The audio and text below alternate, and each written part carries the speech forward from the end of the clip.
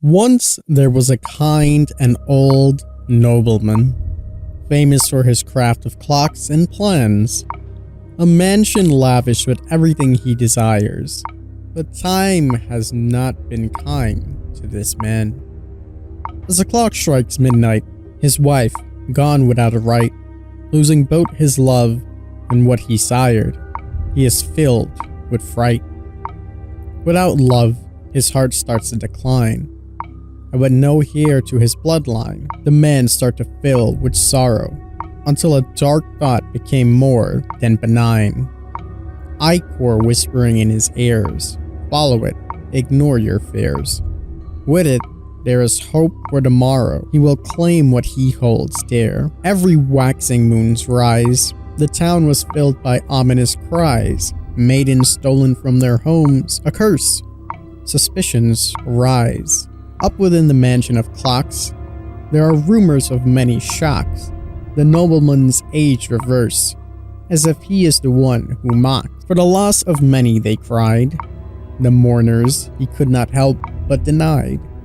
For he had an announcement, for the nobleman had gotten a new bride. On the night of the blood moon, there were many feast and tune. The marriage celebrated with commencement, for nothing but boon. But then there is a tick. The sound does not quite click. Instead of pendulum swing, it was a cry of the sick. Then they hear a talk. All start to walk into a room of horror, the den of the clock king. His bride turned into a clock. The deal with the dark mist, the woman wrought and malformed with a twist. Their bodies, gears interlock, all tools for the hedonist. The once nobleman no longer the same.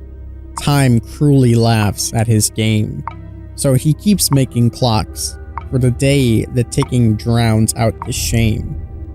Misshapen gears, oiled by their tears, into darkness the estate descends. With time, everything disappears.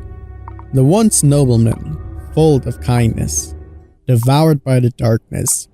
Should he follow through, the end return. She will. His ends, dead by daylight, when time stops. The new killer for this chapter is the Timekeeper. The Timekeeper is armed with a giant minute hand that looks like a rapier. His power is as follows. The Timekeeper can manipulate space and time as he sees fit. Hold the power button for 1.5 seconds. The Timekeeper pinpoints the current location that he was in. The location is highlighted only to the Timekeeper. The Timekeeper's footsteps are replaced by a metronome tick after he sets up the location. The Timekeeper cannot place mark time 12 meters next to the hooked survivor. His special power is Rewind. After 3 seconds of placing mark time, the Timekeeper unlocks Rewind. Tap the power button again to teleport back to the highlighted location. The longer the mark time location lasts, the greater the speed burst you gain upon rewind, starting at 5%, ramping up to 45% for half a second after rewind. The Timekeeper will face the direction of the previous location. Using rewind removes mark time. Survivors within 10 meters of mark time will hear gears winding, follow with a chime when rewind is used. Winding the clock. Whenever there's a mark time on the map, hold the power button for 1.5 seconds to erase the mark. The special power is Cursed Clocks. Hold the active ability button to summon a cursed clock up to 10 meters in front. The Timekeeper cannot attack while placing cursed clocks. The clock needs 3 seconds to spin all the needles into the same position so it can be activated. Survivors can only see and hear the clocks while they are inactive. When the clocks are setting, their noises begin to increase until they are active. While active, survivors that step on the clock are teleported to their location that they were 7 seconds ago. When a survivor steps on a clock or it stays active for 7 seconds, the clock automatically breaks and disappears. The add-ons for mark timed are followed. Here are the commons. Here are the uncommons. Here are the rares. The very rares. And the ultra rares. The Timekeeper comes with 3 unique perks. The first is Scorched Hook Predestination. All paths led to this moment. At the start of the trial, 4 random hooks are changed into Scorched Hooks. The auras of Scorched Hooks are revealed to you in white. When you hook a survivor on the Scorched Hook, the rescuer becomes incapacitated for 16, 18, and 20 seconds. Stasis. A deep bond with the entity allows you to bend the rules of time. Breaking a generator causes it to be blocked by the entity for the next 10, 12, and 14 seconds. Only generators that are blocked by stasis regress to 100%. Chronophobia.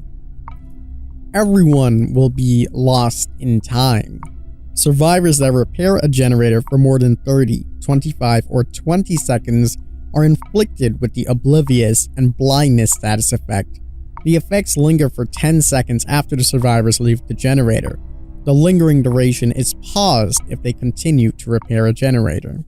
The new survivor is Callum Folkfurter. As children, Callum and his brother only had each other.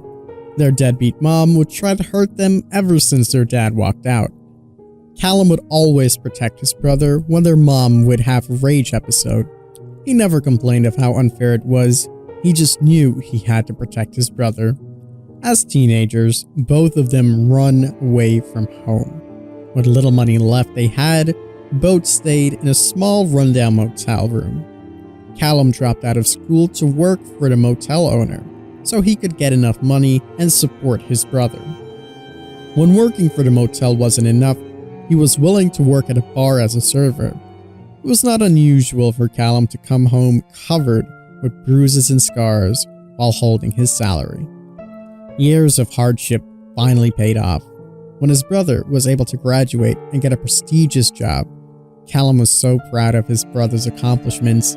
They moved into a small, decent house together when their financial situation became more stable. Without the bet of him working, Callum took care of the house and helped the neighborhood while his brother went to work.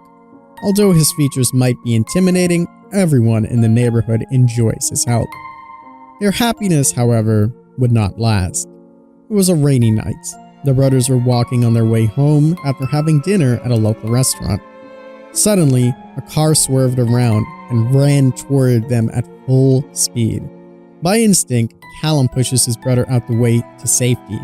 However, the driver slammed on the brake and turned the steering wheel too hard, which caused the car to turn at the last moment.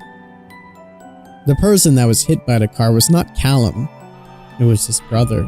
Looking back at the wreckage, Callum's eyes were filled with despair. His brother's body was laying there, broken and lifeless. He kneeled in front of his dead brother and let out all of his sorrow and pain. The rain could not mask how hurt he is. The tears keep on flowing. Callum had failed his brother and himself. His suffering attracted something. A dark voice whispers into his ears.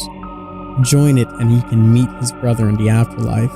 Just satisfy its need and Callum's hope can come true.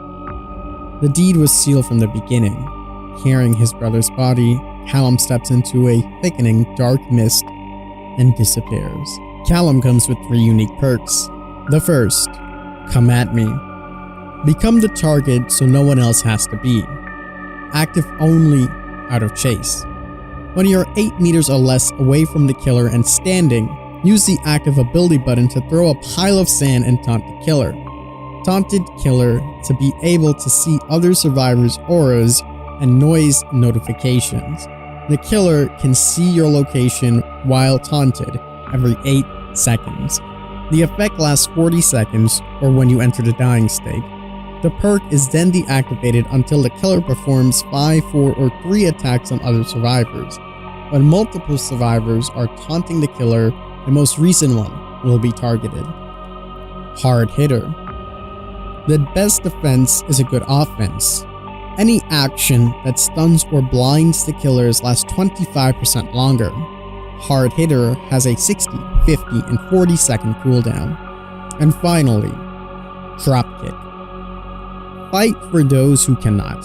When a survivor is being carried by the killer and you are running in the healthy state 4 meters directly facing the killer, press the active ability button to perform a dropkick at the killer.